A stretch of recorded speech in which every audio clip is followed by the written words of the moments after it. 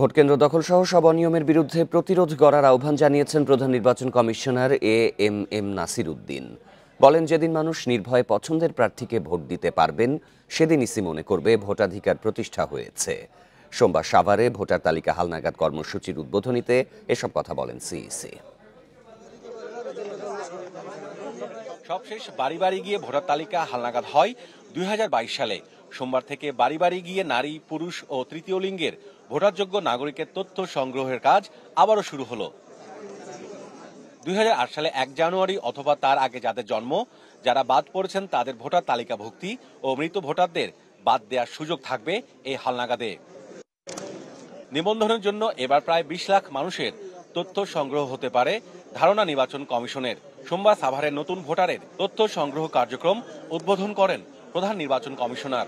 নিজের voter ID card, NID পাবো, পরিচয়পত্র আছে, আলহামদুলিল্লাহ অনেক ভালো লাগতেছে। জুলাই বিপ্লবের পরে নতুন বাংলাদেশে প্রথমবারের মতো ভোটার হতে পেরে আমরা খুবই আনন্দিত এবং গর্বিত। এর আগে সিইসি বলেন, জুলাই অভ্যুত্থানের ফলে ভোটাধিকার প্রতিষ্ঠিত করার সুযোগ এসেছে। ভোটের অধিকার কিন্তু প্রতিষ্ঠা হয় নাই। এই বিপ্লবের মাধ্যমে আমরা অধিকার প্রতিষ্ঠার একটা অপরচুনিটি পেয়েছি, সুযোগ পেয়েছি। এখন প্রতিষ্ঠার কাজটা করতে হবে আমাদের।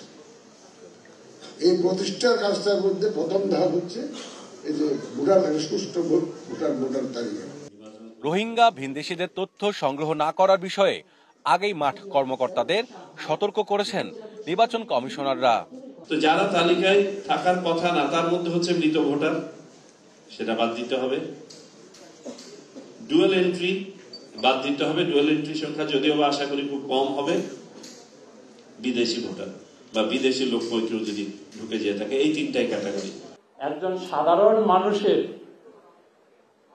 একটা ভোটাধিকার প্রয়োগের প্রাথমিক যে দাব, তাকে ভোটার তালিকাভুক্ত করা, এই আমানতের খেয়ানত আমরা করব না ইনশাল্লাহ। জুনের মধ্যে ভোটার তালিকা হালনাগাদ কর্মসূচি শেষ করার কথা রয়েছে। দেশে এখন মোট ভোটার 12,36,83,512 জন। Mahmudul Hasan, independent news, Dhaka.